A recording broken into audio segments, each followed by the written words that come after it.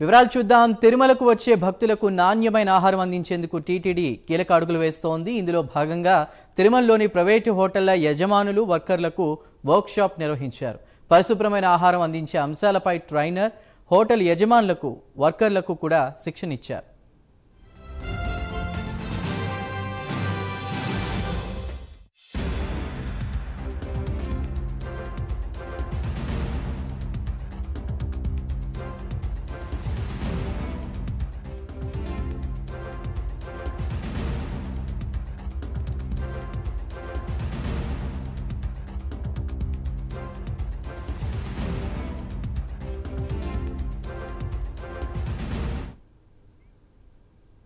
తిరుమలకు వచ్చే భక్తులకు నాణ్యమైన ఆహారం అందించేందుకు టీటీడీ కీలక అడుగులు వేస్తోంది. ఇందులో భాగంగా తిరుమలలోని ప్రైవేటు హోటళ్ల యజమానులు, వర్కర్లకు వర్క్షాప్ నిర్వహించారు. పరిశుభ్రమైన ఆహారం అందించే అంశాలపై ట్రైనర్, హోటల్ యజమానులకు, వర్కర్లకు కూడా శిక్షణ ఇచ్చారు. పూర్తి సమాచారాన్ని మా ప్రతినిధి సునీల్ అందిస్తారు. సునీల్, తిరుమల శ్రీవారి దర్శనానికి రోజుకు 1,00,000 మందికి పైగా శ్రీవారి దర్శనానికి వస్తుంటారు. వారికి అంటే అందులో కొంతమంది ఏదైతే నిత్య అన్నదాన సత్రంలో తినేవారు కొంతమంది ఉంటే, కొంతమంది హోటళ్లలో నిత్యం వాళ్ళు ఉదయం, మధ్యాహ్నం, రాత్రి భోంచేస్తుంటారు. అక్కడ కొన్ని హోటళ్లలో నాణ్యమైన ఆహారం ఉండడం లేదని గతంలోనే ఏదైతే కొన్ని హోటళ్లను సీజ్ చేసిన పరిస్థితి ఉంది. ముఖ్యంగా కొన్ని హోటళ్లలో నాసిరకం పదార్థాలు వాడుతున్నారని, కొన్ని కూరగాయలకు సంబంధించి పుచ్చిపోయినవి వాడుతున్నారని చెప్పేసి గతంలోనే ఏదైతే ఈ ఆహార భద్రతకు సంబంధించి అంటే FSSAI సర్టిఫికేట్ సంబంధించినటువంటి ఒక సంస్థతో కలిసి గత నెలలో ఏదైతే టీటీడీ శ్యామలరావు ఇటు అధికారులు అంటే ఏదైతే వైద్యాధికారులు కావచ్చు, మరోవైపు ఆరోగ్య శాఖకు సంబంధించినటువంటి అధికారులతో పూర్తి స్థాయిలో తనిఖీలు కూడా నిర్వహించిన పరిస్థితి ఉంది. ముఖ్యంగా ఆ హోటళ్లలో సరైన నాణ్యమైన ఫుడ్ అందించడం లేదని చెప్పేసి వీరి దృష్టికి రావడంతో పూర్తిగా వారికి అంటే ఈ రోజు ప్రధానంగా ఆ సంస్థ నుంచి ఒక వ్యక్తిని పిలిపించి పూర్తిగా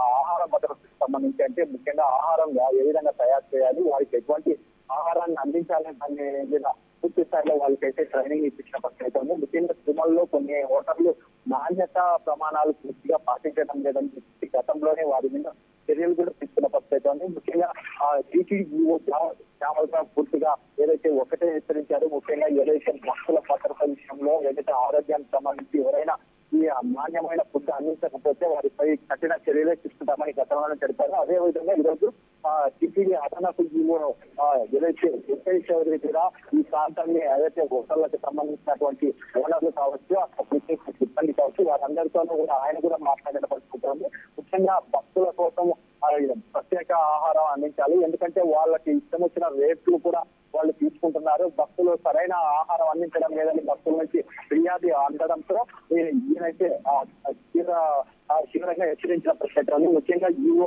ప్రధానంగా తెలిపారు, ఎందుకంటే ఆయన ఆదేశాల మేరకు ఆరోగ్య విభాగం, ఆహార భద్రత విభాగాలు తిరుమలలో అన్ని హోటళ్లను పూర్తి స్థాయిలో తనిఖీలు నిర్వహించిన పరిస్థితి ఉంది. ముఖ్యంగా ఫుడ్ సేఫ్టీకి సంబంధించి కొన్ని హోటల్ ప్రమాణాలు పాటించడం లేదని కూడా తీవ్రంగా ఆయన మండిపడిన పరిస్థితి ఉంది. ముఖ్యంగా దీనికి సంబంధించి గతంలోనే అంటే గత వారం రోజుల నుంచి కూడా పూర్తి స్థాయిలో ఈ టీటీడీకి సంబంధించినటువంటి అధికారులు పూర్తిగా తిరుమలలో ఉన్నటువంటి హోటళ్లన్నీ తనిఖీలు నిర్వహిస్తున్నారు.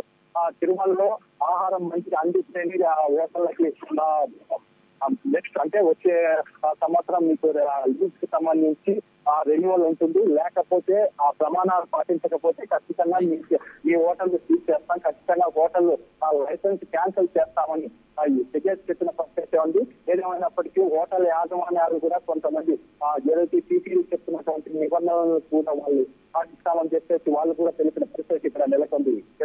Right Sunil, thank you.